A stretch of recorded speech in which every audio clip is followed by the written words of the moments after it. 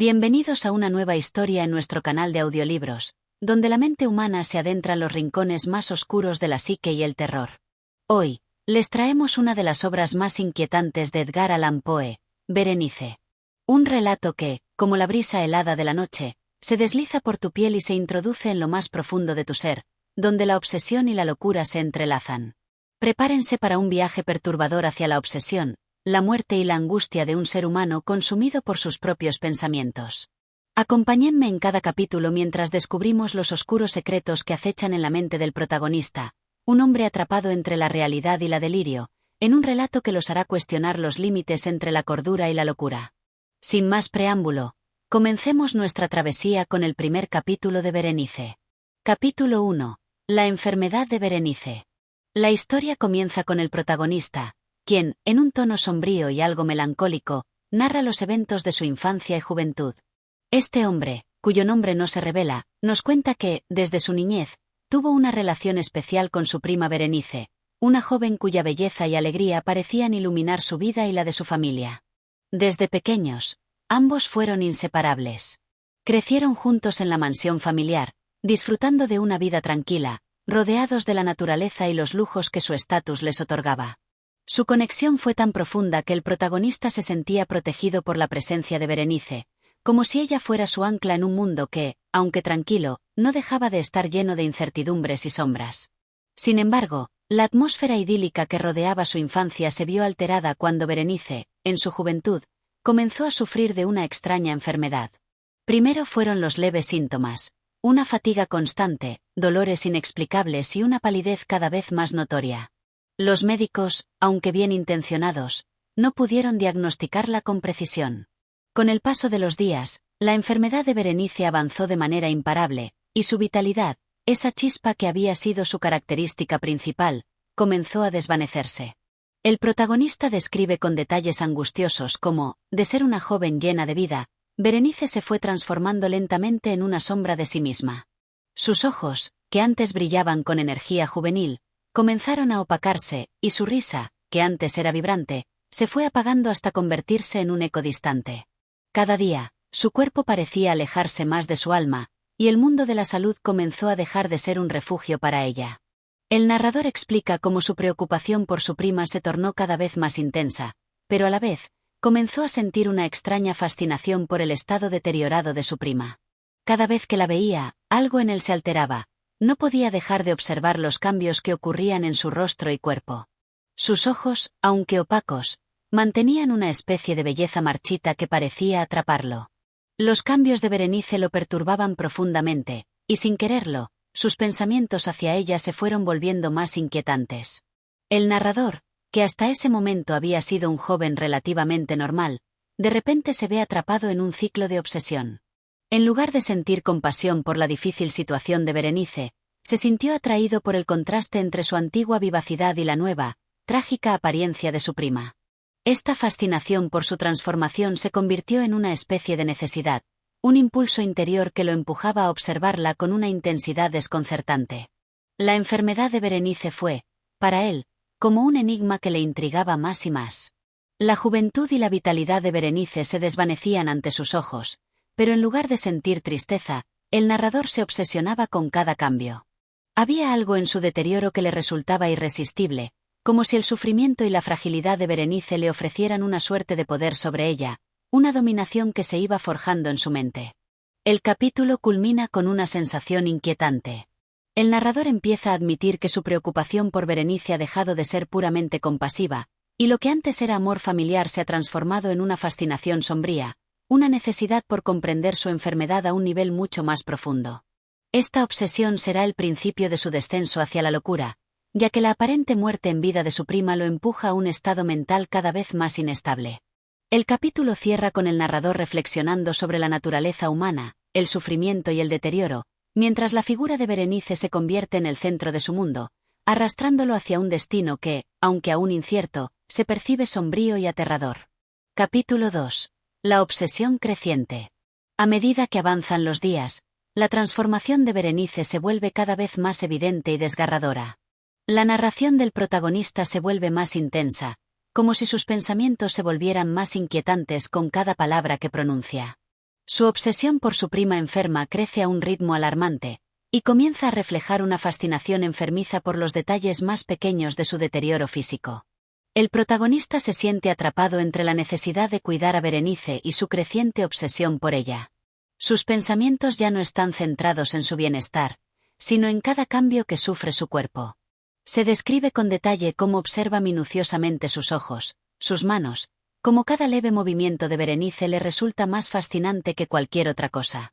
El rostro de Berenice, aunque marcado por la enfermedad, mantiene una extraña belleza que lo hipnotiza. La transformación de su prima en un espectro viviente lo desconcierta, pero al mismo tiempo, lo atrae como un imán. Una de las características más notorias de este capítulo es el lento pero inevitable deslizamiento del narrador hacia la obsesión. Lo que comienza como un interés por la salud de su prima, se convierte en una fijación por los detalles de su sufrimiento. Cada cambio en su rostro, cada rastro de la enfermedad, se vuelve una especie de enigma que él no puede dejar de intentar resolver. Aunque nunca lo admite abiertamente, el narrador se siente como si tuviera el control sobre su prima, como si estuviera profundamente involucrado en el destino de su vida, y tal vez, de su muerte. En este capítulo, la narración empieza a tomar un tono cada vez más desconectado de la realidad. El protagonista comienza a describir sus pensamientos con una claridad inquietante, como si estuviera viendo a través de una niebla densa, donde las fronteras entre lo que es real y lo que no lo es comienzan a desdibujarse. La enfermedad de Berenice, lejos de hacerle sentir lástima o compasión, lo empuja hacia un estado de ánimo cada vez más perturbador, donde la vida y la muerte parecen ser conceptos intercambiables. En sus noches de insomnio, el protagonista empieza a experimentar lo que podría considerarse como una especie de sueño despierto. En estos momentos, se dedica a pensar en su prima sin descanso, obsesionándose con su figura cada vez más pálida y frágil. En esos pensamientos recurrentes, la imagen de Berenice se vuelve casi irreconocible, una figura etérea, arrastrada por su enfermedad, pero también una visión que lo atormenta profundamente, pues parece estar perdiendo lo que alguna vez fue una parte esencial de su vida.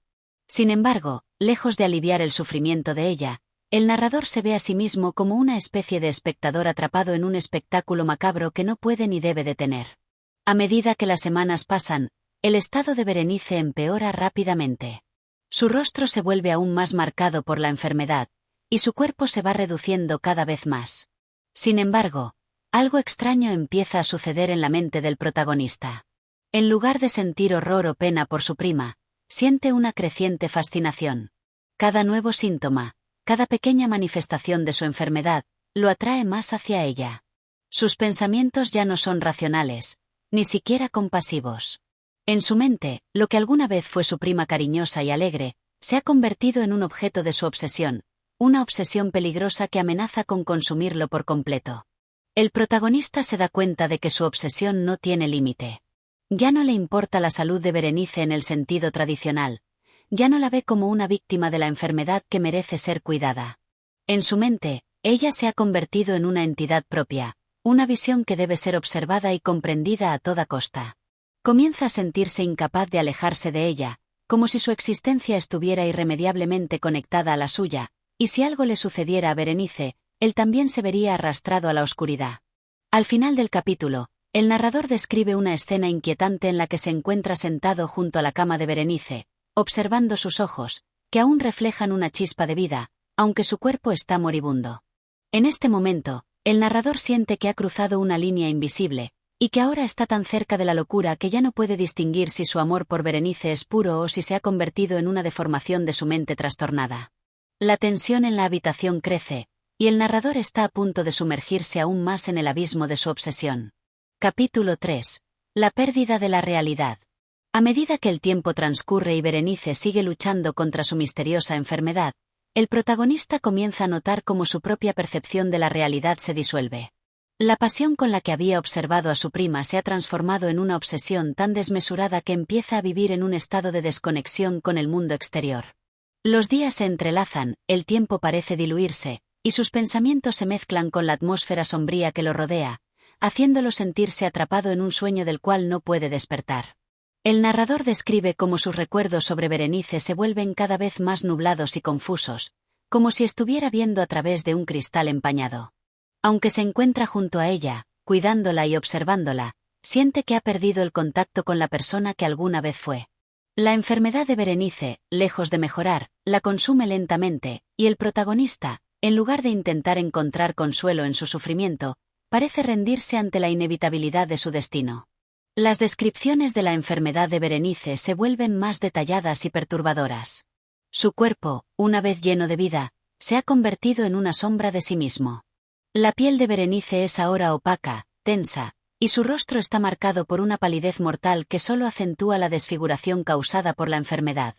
Ya no queda rastro de su antiguo ser, y, sin embargo, el protagonista sigue observando cada pequeño cambio, cada respiración, cada leve movimiento, con una fascinación que roza lo macabro.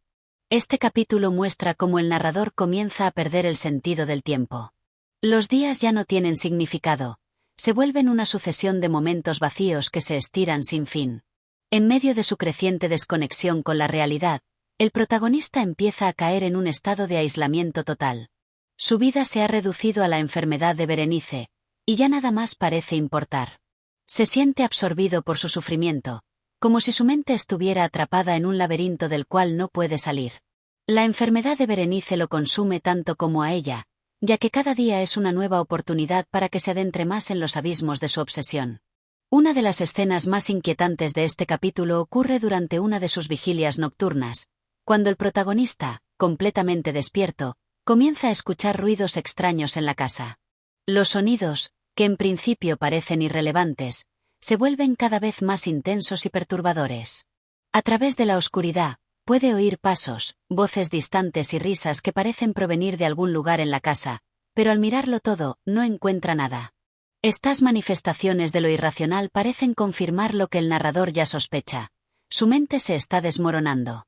La realidad se ha distorsionado tanto que incluso los sonidos familiares se vuelven amenazas inminentes. Este estado de paranoia y delirio se intensifica con el paso de las noches.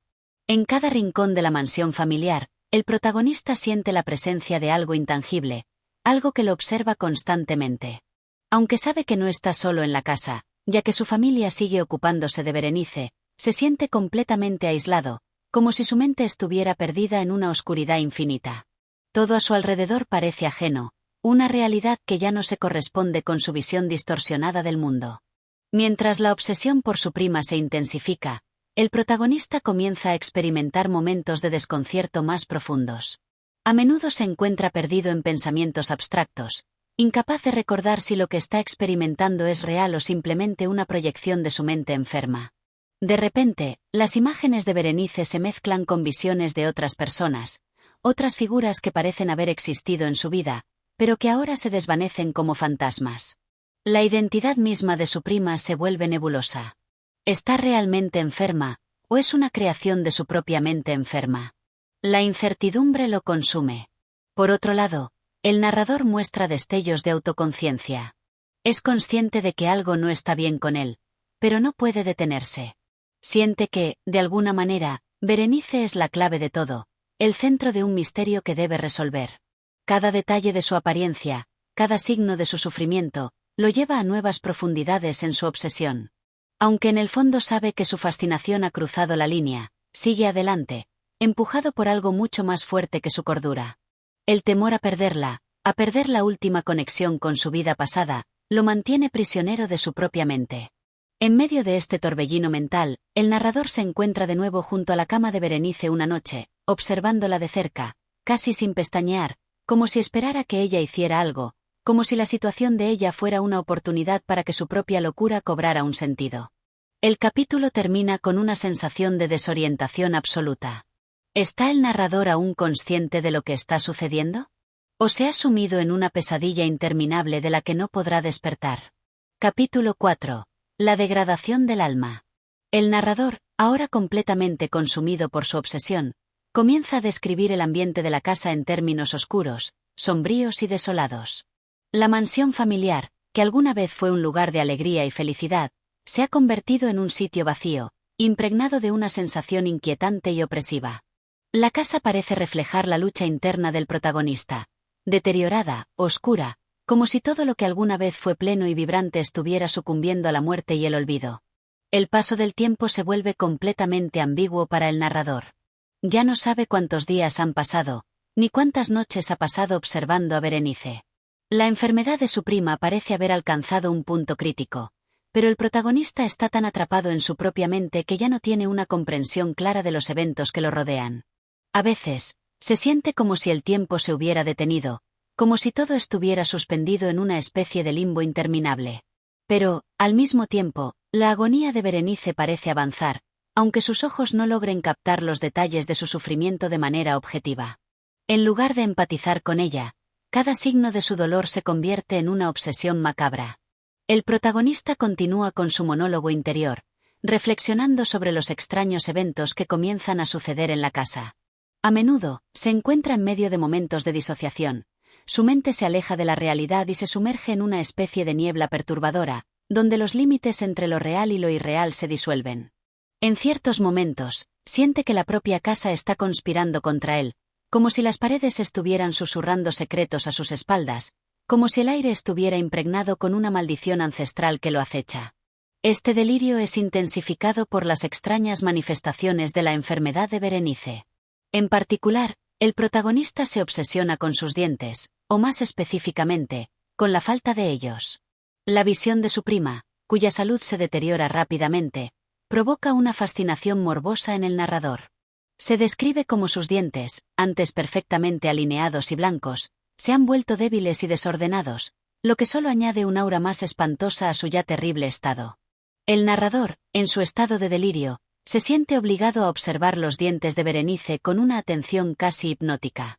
Cada detalle de su rostro, de su enfermedad, le resulta un desafío de su mente retorcida, como si estuviera buscando algún tipo de resolución o respuesta a un rompecabezas enfermo que él mismo ha creado. Las noches son las peores para el narrador. En la oscuridad, los sonidos extraños parecen intensificarse, y empieza a sentir una presencia invisible, como si algo más estuviera acechando en las sombras. Estos ruidos se vuelven más distintivos, y el narrador se pregunta si son producto de su mente trastornada o si algo en la casa realmente está fuera de lugar. En estos momentos, el protagonista se encuentra atrapado en un ciclo de pensamientos que lo llevan a la desesperación, como si hubiera sido condenado a vivir entre las tinieblas de su propia conciencia. La división entre lo que es real y lo que es imaginado se vuelve cada vez más difícil de distinguir.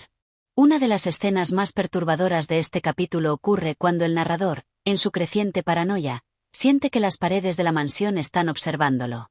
En su delirio, comienza a creer que las paredes guardan secretos, que las mismas estructuras de la casa están intentando comunicarle algo, tal vez un mensaje de advertencia o de condena.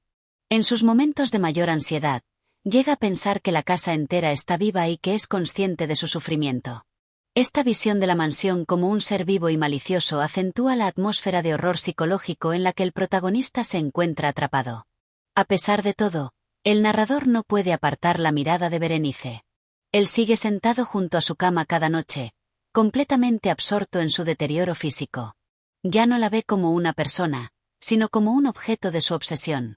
Aunque la apariencia de Berenice ha cambiado drásticamente, su presencia sigue siendo una especie de ancla para el protagonista, una figura hacia la cual puede proyectar toda su angustia y sus deseos más oscuros. Mientras su prima agoniza lentamente, el narrador se siente atraído por ella de una manera enfermiza, como si, de alguna manera, su sufrimiento le proporcionara algún tipo de satisfacción retorcida. En este capítulo, la identidad de Berenice empieza a desdibujarse. El protagonista ya no se preocupa por su bienestar.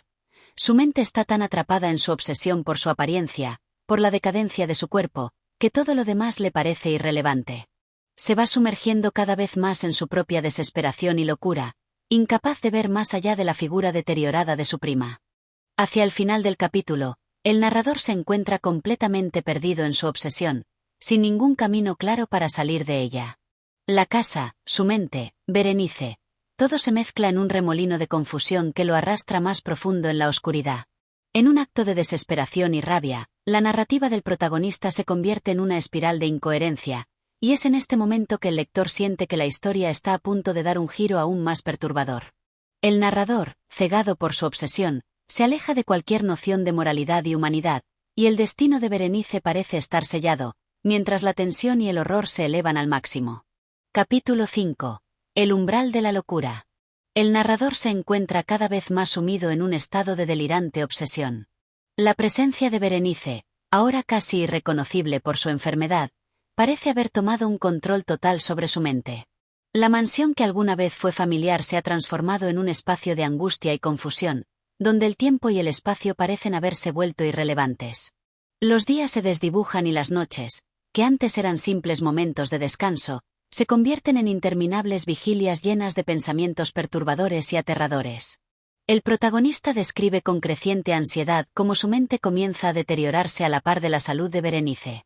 Aunque se encuentra junto a ella casi todo el tiempo, sintiendo que es su único vínculo con la realidad, las sensaciones de confusión y paranoia aumentan a medida que su obsesión lo consume. No sabe si está haciendo lo correcto al permanecer a su lado, si su deber es seguir observando, seguir cuidando, o si su presencia está ya más allá del alcance de lo moral.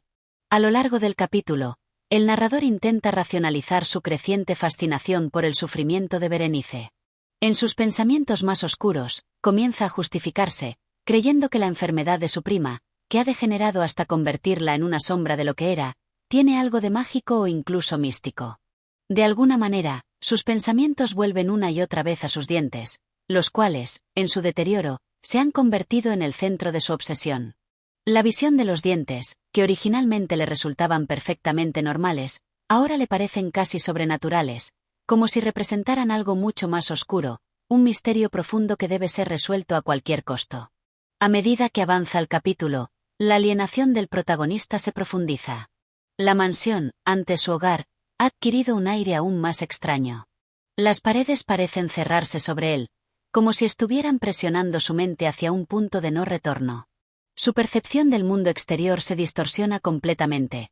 Ya no puede confiar en sus propios sentidos, y a menudo se encuentra preguntándose si todo lo que está experimentando es un producto de su propia locura. Los sonidos, los murmullos en las paredes, las sombras que se alargan en las esquinas, todo parece ser parte de una realidad paralela, una que el narrador no puede abandonar. Por otro lado, la salud de Berenice ha empeorado notablemente. Su cuerpo, cada vez más frágil, parece estar al borde del colapso. Ya no queda rastro de su vitalidad juvenil. La fragancia de su vida se ha disipado, dejando solo el rastro de una mujer moribunda, un espectro, un ser que el narrador sigue observando con una mezcla de fascinación y repulsión. Sin embargo, a pesar de la horrenda transformación de su prima, el protagonista no puede apartar la mirada. En lugar de la compasión o el horror que cualquier otra persona sentiría, el narrador está cada vez más absorbido por la idea de los dientes de Berenice, esa parte casi monstruosa que ha comenzado a dominar su pensamiento. El tiempo parece volverse aún más distorsionado cuando el narrador describe las interacciones con los miembros de su familia. Cada vez más distante y ensimismado, se siente desconectado de la gente que lo rodea, incapaz de compartir sus pensamientos más profundos, incapaz de reconocer que ha cruzado una línea peligrosa. Su relación con la familia se ha vuelto tensa. Ellos no comprenden su fascinación por Berenice ni su creciente aislamiento. La familia intenta cuidarla, pero el narrador se siente ajeno a ellos, como si viviera en un mundo aparte, un mundo que está comenzando a volverse irreparablemente roto. Una noche, mientras todos en la casa están dormidos, el narrador se encuentra de nuevo junto a la cama de Berenice. En este momento, la atmósfera en la habitación está cargada de una sensación de fatalidad inminente. El protagonista siente que algo está por ocurrir, que el destino de Berenice está a punto de llegar a su fin, y él será testigo de ello. En su mente, el sufrimiento de su prima se ha convertido en un sacrificio necesario para desvelar los secretos de su propio ser. La idea de la muerte, de lo que sigue más allá de la vida, comienza a atormentarlo. Sin embargo, al mismo tiempo, experimenta una extraña calma, una sensación de inevitabilidad, como si todo estuviera ya predestinado. En medio de su trance, el narrador experimenta una visión casi hipnótica. Se encuentra mirando los ojos de Berenice, que todavía parecen tener algo de vida en ellos, aunque su cuerpo es un cascarón vacío. En ese instante, una corriente extraña de energía lo atraviesa, una sensación tan abrumadora que lo deja sin aliento. No puede escapar de la mirada fija de Berenice, como si ella estuviera implorándole algo, o tal vez pidiéndole que complete lo que ha comenzado. Es en este momento cuando el narrador, perdido en su obsesión, se da cuenta de lo que debe hacer. Un impulso repentino y aterrador lo sacude. Debe conseguir lo que tanto ha deseado. La fascinación por los dientes de Berenice, por esa parte de ella que aún parece mantenerse intacta a pesar del sufrimiento, se convierte en una necesidad apremiante. El narrador se siente como si estuviera al borde de una revelación trascendental. La tormenta en su mente ha alcanzado su punto máximo.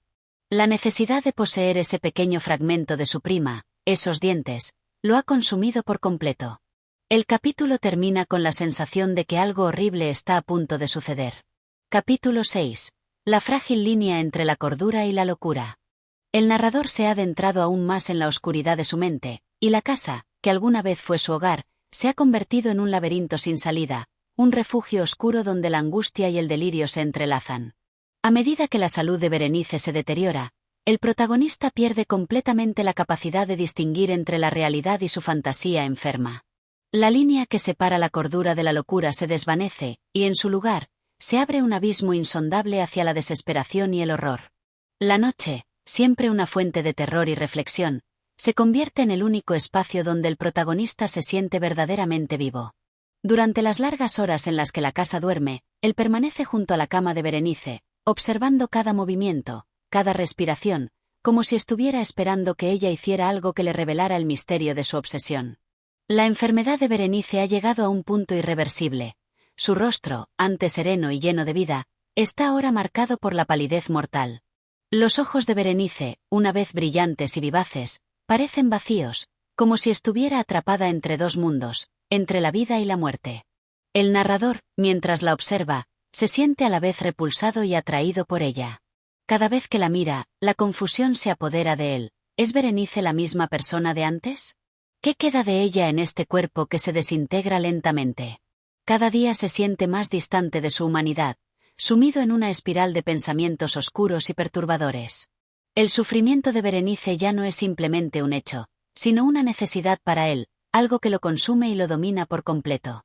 Él necesita verla sufrir, no como una muestra de compasión o empatía, sino como una manifestación de su propia desesperación. En este capítulo, la obsesión del protagonista alcanza nuevas alturas.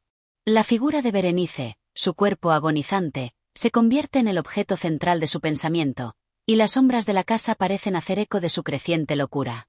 La familia, incapaz de comprender la gravedad de la situación, se limita a realizar sus tareas cotidianas sin darse cuenta de la magnitud del deterioro mental del narrador. El protagonista se siente cada vez más aislado, no solo de su familia, sino también de la realidad misma. La obsesión por Berenice lo ha convertido en un extraño en su propio hogar, y la familiaridad de los pasillos de la mansión ha desaparecido, reemplazada por una sensación de claustrofobia y aislamiento. Una noche, mientras la familia duerme y la casa está envuelta en el silencio profundo de la oscuridad, el narrador escucha un sonido en el aire, algo que le heló la sangre. El sonido es distante y extraño, como si fuera un eco del pasado o una manifestación de algo invisible, pero es lo suficientemente claro como para sobresaltar al protagonista. ¿Es solo su mente trastornada o realmente algo en la casa está cambiando? Los susurros en las paredes, las sombras que parecen moverse de manera sospechosa, todo parece conspirar para aumentar la paranoia del narrador. Él ya no puede confiar en sus propios sentidos. El tiempo parece diluirse, las horas se estiran hasta volverse infinitas, y lo único que sigue siendo constante es su fascinación por el sufrimiento de Berenice. En un momento de lucidez, el narrador reflexiona sobre la causa de su obsesión. ¿Por qué está tan cautivado por la enfermedad de su prima?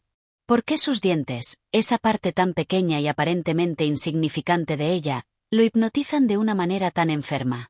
La reflexión lo lleva a un lugar oscuro en su mente, un lugar donde se enfrentan el deseo y la desesperación, el amor y el horror. A medida que las noches se alargan, el protagonista comienza a percibir la enfermedad de Berenice como algo casi sagrado, un objeto de veneración para él. En lugar de ser una víctima de su enfermedad, ella se ha transformado en una especie de diosa a la que adora de manera enfermiza. En un arranque de desesperación, el narrador toma una decisión. En su mente retorcida, la única forma de liberar a Berenice de su sufrimiento es tomar un paso final, uno que va más allá de la mera observación. Él sabe que el final está cerca para ella, y que el sufrimiento de su prima está a punto de llegar a un punto crítico, pero en su mente distorsionada, este acto representa la culminación de su obsesión. La agonía de Berenice ya no es algo que se limita a la observación pasiva, sino que se ha convertido en una necesidad. El narrador, abrumado por sus pensamientos oscuros y por su deseo de poseer algo más allá de lo físico, se siente incapaz de detenerse. Es en este capítulo cuando el lector percibe que el narrador ya no tiene control sobre sus propios actos. La línea entre el deseo y la acción se ha desvanecido. Él se ve a sí mismo como un espectador de su propio horror, pero es incapaz de evitar el impulso que lo arrastra hacia un destino oscuro e irreversible. La imagen de Berenice, en su fragilidad, se ha convertido en la clave de su locura. Ya no hay vuelta atrás. Capítulo 7. El silencio de la muerte. La noche había caído con un peso insoportable sobre la vieja mansión, cubriéndola de un manto denso de presagios y angustias.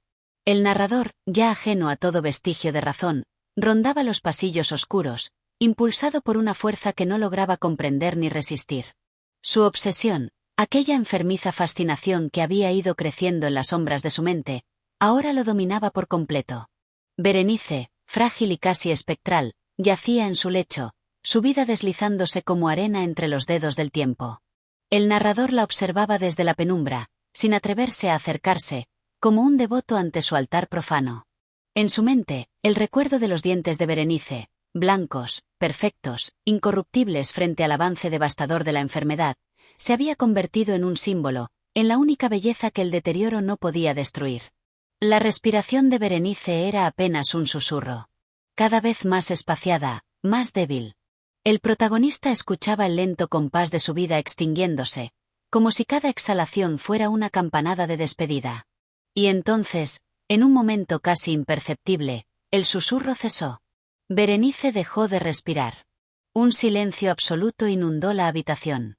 Un silencio pesado, casi tangible, que aplastó todo sonido y pensamiento. El narrador se quedó inmóvil, sintiendo que el tiempo mismo se había detenido. No hubo gritos ni llantos, solo un vacío insondable que lo envolvía, como si el universo entero contuviera la respiración ante la muerte de Berenice.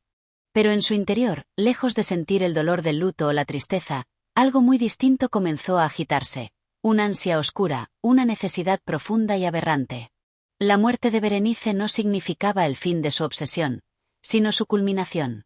Ahora, ella le pertenecía en un modo que la vida jamás habría permitido. Guiado por impulsos que ni siquiera intentó resistir, el narrador avanzó lentamente hacia el cuerpo inerte. Cada paso era como una ceremonia macabra, un acto de devoción y locura. Se arrodilló junto a Berenice, contemplando su rostro marchito, buscando en sus rasgos una chispa de lo que había sido. Pero su mirada no tardó en deslizarse hacia donde siempre había estado fija, sus dientes. En medio del rostro devastado por la enfermedad, esos dientes brillaban con una blancura antinatural. Parecían sonreírle en la penumbra, invitándolo a culminar su acto final.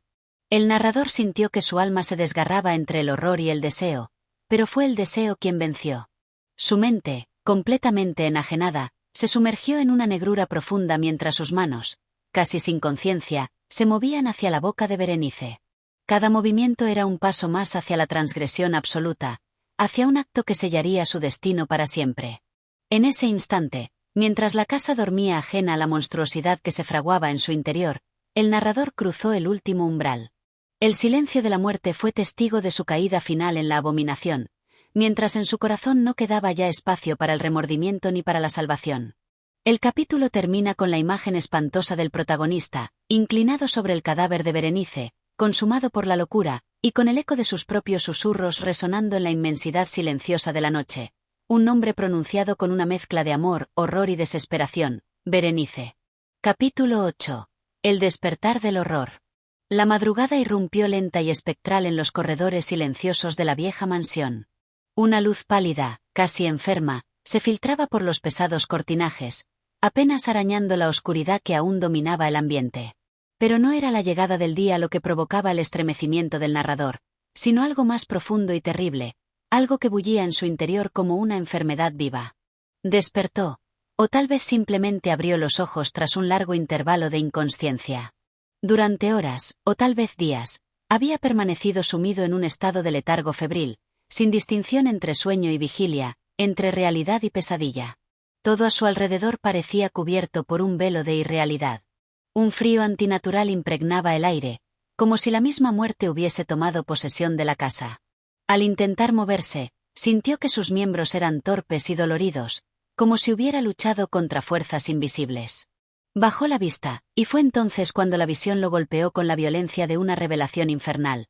Sus manos, temblorosas, estaban cubiertas de tierra, fragmentos de madera y restos que no se atrevía a identificar del todo. Un objeto metálico, sucio y maltrecho, descansaba en su regazo. Un pequeño estuche de cirujano, manchado, sus bordes doblados como si hubiera sido forzado en la oscuridad. No recordaba haberlo tomado, ni recordaba haberlo usado. No recordaba nada. Con un gesto mecánico, casi ajeno, lo abrió. Y allí, en perfecta y horrenda alineación, descansaban los dientes de Berenice. Blancos. Inmaculados. Perfectos. No se habían marchitado ni corrompido como el resto de su cuerpo. No, los dientes habían resistido la putrefacción, como un testimonio de la belleza que la enfermedad no había podido destruir, hasta que sus manos, impulsadas por una locura que ahora apenas lograba reconocer, cometieron el acto final de ultraje. El narrador soltó un gemido gutural, un sonido de puro horror existencial. Se apartó bruscamente del estuche, como si fuera un animal salvaje que, tras saciar su hambre, de pronto comprende la monstruosidad de su acto. La habitación giraba a su alrededor. La vista se nublaba, las paredes parecían cerrar su espacio, como si la misma casa quisiera aprisionarlo para siempre en el escenario de su crimen. La opresión en el pecho creció, haciéndole imposible respirar. Las imágenes llegaban en oleadas, la figura de Berenice tendida en su ataúd, la tierra removida en la oscuridad de la cripta, el filo del estuche brillando tenuemente a la luz de una linterna. «No», gimió, cubriéndose los oídos como si pudiera acallar los recuerdos que ahora surgían imparables. Pero no había escape. La terrible verdad se impuso ante sus ojos. Había profanado la tumba de Berenice, había abierto su ataúd con manos trémulas, había arrancado aquellos dientes preciosos de su boca aún tibia. Y todo eso no como un acto consciente de horror, sino movido por una fuerza ciega, irresistible, surgida de lo más profundo de su enfermedad mental. Unos golpes suaves sonaron a lo lejos, como ecos distantes. Voces susurraban por los pasillos, los criados comenzaban a despertar. Pronto descubrirían su ausencia durante la noche. Pronto hallarían su rastro, la tierra removida, el féretro violentado, la tumba vacía. Y entonces todo terminaría. El narrador se levantó tambaleante. El estuche yacía abierto en el suelo, exponiendo su contenido macabro a la primera luz del día. En su interior, aquellos dientes parecían brillar aún más intensamente, como burlándose de él, como testigos silenciosos de su descenso absoluto. La desesperación lo envolvió por completo. ¿Qué era ahora, sino un monstruo? ¿Qué redención podía esperar quien había cometido semejante atrocidad? Ni el olvido ni la muerte misma podrían liberarlo de la condena que él mismo se había impuesto. Miró sus manos, aquellas manos que habían amado la erudición, la lectura, la reflexión, ahora convertidas en instrumentos de profanación y horror. No quedaba nada del hombre que había sido. Solo ruina, solo abominación. En un arranque de frenesí, deseó destruir el estuche, arrojar los dientes al fuego, borrar cualquier rastro de su crimen. Pero en el fondo sabía que era inútil. El verdadero horror no yacía en el objeto, sino en su alma, en el recuerdo imborrable de lo que había hecho. Una risa seca, hueca, brotó de su garganta, una carcajada sin alegría ni razón, mientras la mansión se iluminaba lentamente bajo un sol pálido y enfermizo.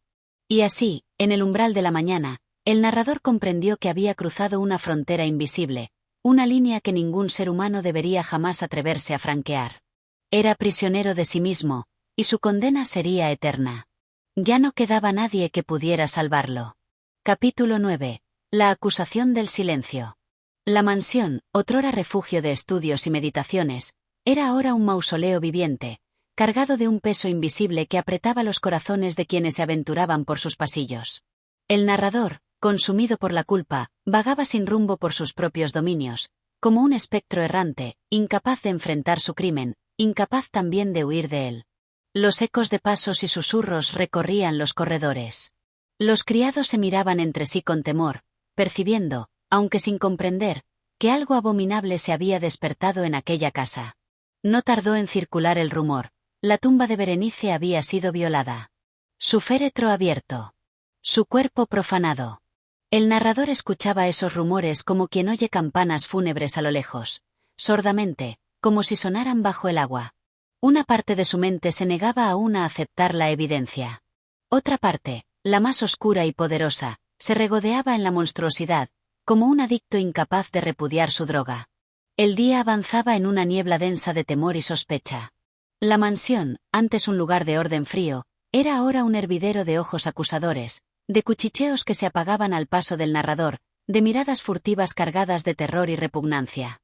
Fue entonces, cuando el sol comenzaba a declinar tras las colinas, que llegaron los hombres del exterior, el médico del pueblo, el notario, un pequeño grupo de vecinos respetables que habían sido llamados de urgencia para investigar la profanación. Sus rostros serios y crispados anunciaban la gravedad de la situación.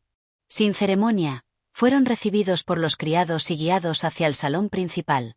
Allí, bajo la opresiva penumbra de los cortinajes cerrados, aguardaba el narrador, inmóvil como una estatua tallada en mármol de pesadilla. «Debemos hablar con usted», dijo el médico, su voz forzada en un tono de deferencia que apenas disimulaba la repulsión. El narrador asintió débilmente. Sus labios se movieron en un gesto que pretendía ser una sonrisa, pero que apenas logró torcer sus facciones en una mueca grotesca. Los hombres expusieron sus hallazgos: la tumba abierta, la desaparición de parte del cadáver de Berenice, las huellas en la tierra húmeda, los vestigios de herramientas médicas abandonadas apresuradamente en la cripta. Cada palabra caía sobre el narrador como un golpe sordo, pero no exteriorizó emoción alguna.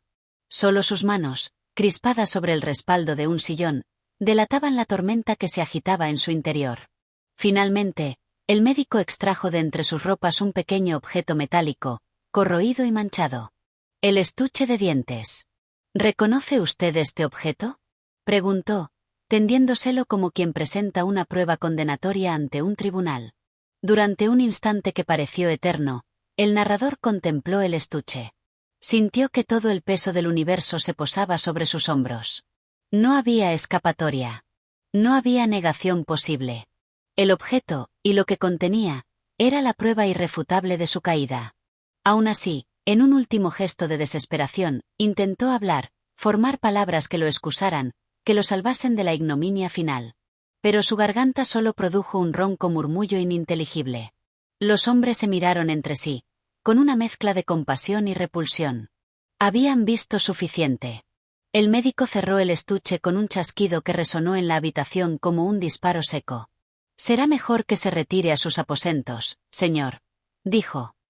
«Un sacerdote será llamado. También un representante de la ley». El narrador, derrotado, no opuso resistencia. Con pasos lentos, como arrastrando cadenas invisibles, subió las escaleras hasta su habitación. Cada peldaño que ascendía era como un clavo más en su ataúd espiritual. Una vez dentro, cerró la puerta tras de sí y se dejó caer en el suelo, agotado, vencido. En la semioscuridad, sus ojos se posaron en el espejo de cuerpo entero que adornaba una de las paredes. Y allí, por primera vez, vio su reflejo verdadero. Un hombre demacrado, de ojos hundidos y sin brillo, con los labios deformados en una mueca de horror perpetuo. No era la locura pasajera la que se reflejaba allí, sino la condena eterna. No era simplemente un hombre que había cometido un crimen. Era un monstruo. Y ahora, no quedaba más que esperar su destino, atrapado en su propia casa, en su propio cuerpo, en su propia culpa. El silencio volvió a caer, pero no era el silencio de la paz, sino el de la condena. Un silencio espeso y eterno, que solo sería roto por el juicio inexorable que se avecinaba. Capítulo 10. En la antesala del abismo. La noche cayó finalmente sobre la mansión como un sudario de sombras, cubriéndolo todo con su negrura espesa. El narrador, recluido en su habitación, sentía que las paredes se cerraban a su alrededor, como si quisieran asfixiarlo, borrar su existencia de la faz de la tierra. Desde el fondo de la casa llegaban ecos apagados. Voces murmurando, puertas que crujían, pasos que subían y bajaban. Sabía que no eran alucinaciones. Eran los preparativos. Pronto vendrían por él. Pronto sería llevado ante un tribunal, no solo de hombres, sino ante el juicio implacable de su propia conciencia. En el rincón más oscuro de la habitación, el espejo seguía reflejándolo, incansable, como si fuera un portal abierto hacia una realidad aún más terrible. No podía apartar la vista de su propia imagen. Observaba con horror la transformación que el crimen había obrado en su rostro, la palidez cadavérica, las ojeras profundas, los ojos enrojecidos y desorbitados que ya no le pertenecían. Un estremecimiento recorrió su espina dorsal. ¿Era ese rostro realmente el suyo? ¿O era la imagen del monstruo que ahora lo habitaba? En su delirio, recordó las palabras de un viejo manuscrito que había leído en su juventud: el alma corrompida tiñe de podredumbre al cuerpo que la alberga. Nunca había comprendido del todo aquella sentencia. Hasta ahora. El estuche metálico, que le había sido devuelto casi como un gesto sarcástico de sus acusadores, yacía sobre la mesa, cerrado pero vibrante de significado. Cada diente en su interior era un testigo de su locura, cada pequeño fragmento blanco un recordatorio imborrable de su caída. Se acercó lentamente, casi en trance. Extendió la mano temblorosa y rozó el estuche con la yema de los dedos. El frío del metal le atravesó la piel, como un cuchillo helado. Durante un instante, la tentación fue enorme. Abrirlo de nuevo, contemplar de nuevo su crimen, enfrentarlo en toda su crudeza. Pero algo dentro de él, una chispa de humanidad aún no extinguida, lo detuvo. Se apartó bruscamente, retrocediendo hasta chocar contra la pared. Allí se dejó caer, hundido en un mar de desesperación. Las lágrimas comenzaron a brotar, ardientes y silenciosas, surcando su rostro ajado. ¿Qué había ganado con su obsesión? ¿Qué había hallado en aquella perfección que tanto había anhelado? Nada. Solo ruina. Solo destrucción. En la oscuridad, oyó un sonido, la puerta principal abriéndose con un chirrido prolongado. Pasos firmes resonaron en el vestíbulo. Voces severas intercambiaban palabras en tono bajo. No necesitaba ver para saberlo. Eran los agentes de la ley, venían a arrestarlo, a arrancarlo de aquel refugio convertido en prisión. Cada segundo se extendía como una eternidad. El narrador permanecía inmóvil, como petrificado, esperando el golpe inevitable en la puerta de su cuarto, el llamado que sellaría su destino. Pero el golpe no llegó inmediatamente. En su lugar, lo envolvió un silencio aún más pesado, un vacío de sonido que retumbaba en sus oídos como un presagio. Cerró los ojos, apretando los párpados con fuerza, deseando despertar, deseando que todo aquello fuera una pesadilla salida de su mente enferma.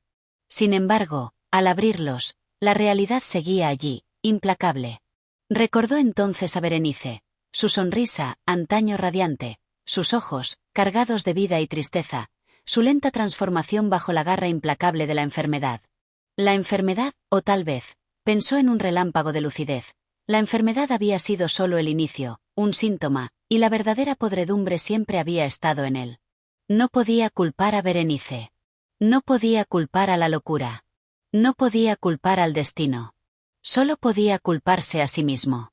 En ese momento de aceptación absoluta, de rendición final, comprendió que su castigo más terrible no sería el que los hombres pudieran imponerle. No, su verdadera condena sería vivir, o perecer, bajo el peso insoportable de su propia memoria. Y así, mientras los pasos subían lentamente las escaleras, y el eco de la fatalidad se acercaba a su puerta, el narrador esperó. No con esperanza. No con resignación. Sino con la certeza de que ya no pertenecía al mundo de los vivos. Era una sombra. Un vestigio. Un condenado. Y ni la muerte le ofrecería olvido. Capítulo 11. El eco de las campanas fúnebres. La puerta, finalmente, tembló bajo los nudillos firmes de quien venía a buscarlo. Un golpe. Dos. Tres. Cada uno reverberaba como un trueno en la mente del narrador, que, sentado en el suelo, ya no tenía fuerzas ni voluntad para levantarse. No respondió. No dijo palabra. Solo cerró los ojos y dejó que el sonido lo atravesara, como una lanza que no intentaba esquivar. El picaporte giró lentamente. La madera de la puerta gimió al abrirse, dejando paso a la figura de un hombre vestido de negro, el oficial. Tras él, dos asistentes aguardaban, serios, casi solemnes, como si se prepararan a escoltar no a un criminal, sino a un cadáver hacia su tumba. El oficial se acercó unos pasos, midiendo sus movimientos con cuidado, como quien teme a un animal herido y peligroso. Al llegar frente al narrador, se detuvo, observándolo en silencio. Era evidente que no hacía falta pronunciar acusaciones. El estado del prisionero, su rostro, su postura derrotada, lo confesaban todo. El narrador alzó los ojos lentamente, encontrándose con los del hombre. No había odio en ellos, ni siquiera desprecio. Solo un velo de lástima, una lástima profunda y amarga, reservada para aquellos que se han hundido más allá de toda redención. Sin necesidad de palabras, el oficial extendió una mano. Durante un instante eterno, el narrador dudó. No porque pensara resistirse, la idea de rebelarse era absurda, sino porque sabía que al tomar esa mano aceptaba su destino final. Era el paso irrevocable hacia la consumación de su ruina. Finalmente, con movimientos torpes, se apoyó en el suelo y se levantó.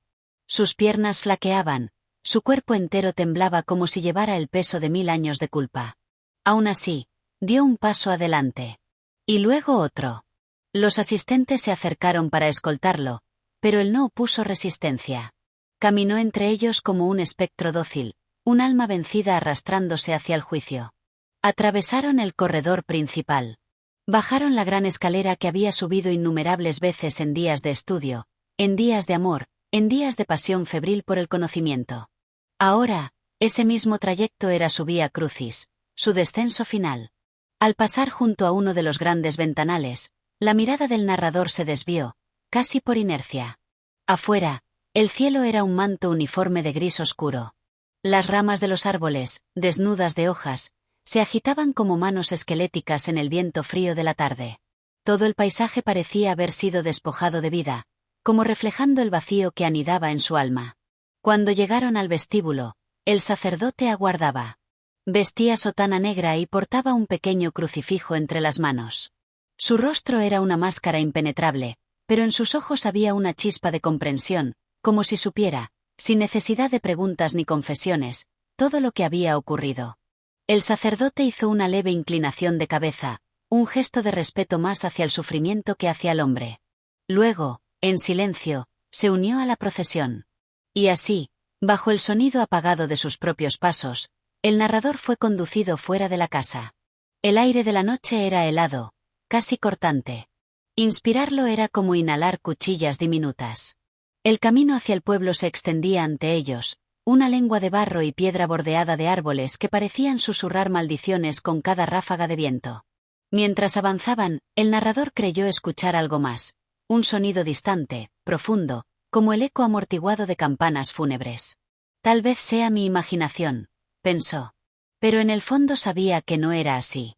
Eran las campanas de su propia alma, resonando en un funeral que ya había comenzado hacía tiempo, un funeral sin ataúd, sin sepultura, donde el único difunto era él mismo, arrastrando su cuerpo vacío hacia la eternidad. La procesión continuó en silencio, mientras la oscuridad se cerraba cada vez más a su alrededor. No había marcha atrás.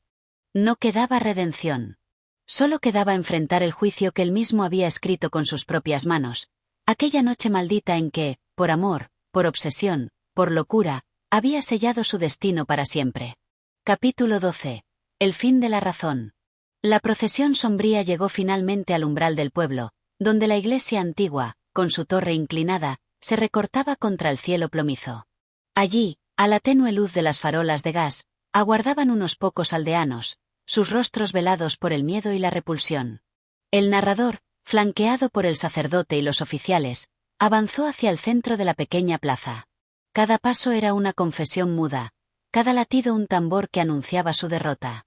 Alrededor, las ventanas cerradas vibraban apenas, como si los propios muros temieran presenciar lo que estaba por suceder.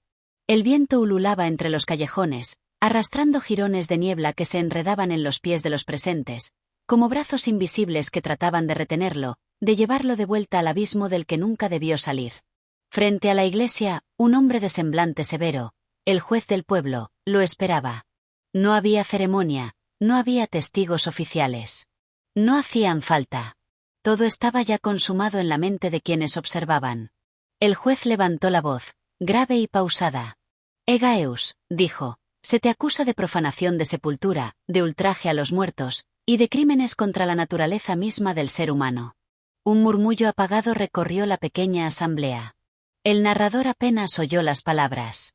Sus sentidos estaban absorbidos por otro sonido, un susurro apenas audible, que parecía provenir del fondo de su alma. Era la voz de Berenice. No sus palabras, no su risa o su llanto, sino algo más profundo, su condena silenciosa, vibrando eternamente en la médula de su espíritu. ¿Tienes algo que decir en tu defensa? preguntó el juez. El narrador alzó la cabeza, su rostro una máscara de cera derretida, los ojos hundidos en la sombra. Intentó hablar, pero solo brotó de su garganta un gemido ronco, animal, la expresión última de un ser que ha perdido incluso el lenguaje de los hombres. Un escalofrío recorrió a los presentes. El juez bajó la mirada, como compadeciéndose de la criatura destrozada que tenía ante sí. Que sea recluido, dijo, casi en un susurro. Que sufra su castigo en vida, bajo el peso de su culpa, hasta que el fin natural lo reclame. El sacerdote hizo una señal de la cruz en el aire. Los oficiales tomaron suavemente al narrador por los brazos, sin violencia, y comenzaron a guiarlo hacia un edificio oscuro en las afueras, el sanatorio. Era un sitio de paredes húmedas, de ventanas enrejadas, de pasillos donde los gritos de los desdichados se perdían entre ecos infinitos. Allí no había necesidad de cadenas. Los verdaderos grilletes estaban en la mente. El narrador no opuso resistencia. De hecho, no parecía consciente del mundo exterior. Su mente vagaba ya por corredores más oscuros que cualquier celda, por criptas más profundas que cualquier prisión. Mientras era conducido, sus pensamientos se aferraron a una última imagen. Berenice, como había sido antes de la enfermedad, antes de la pesadilla. Sonriendo. Viva. Por un instante efímero, sintió algo parecido a la paz. No duró. Cuando las puertas del sanatorio se cerraron tras él, el sonido fue como el cierre de un ataúd. Dentro de esas paredes frías, entre lamentos y susurros, el narrador se convirtió en lo que había temido ser, no un monstruo, no un villano, sino un recuerdo roto, un eco débil de un hombre que alguna vez buscó belleza, pero solo encontró horror. Y en las noches más silenciosas, mientras los otros internos lloraban o reían enloquecidos, si uno escuchaba con atención, podía oírlo murmurar un solo nombre una y otra vez, hasta que su voz se apagaba en un suspiro. Berenice. Berenice. Berenice. Y así, en el silencio más absoluto, terminó su historia.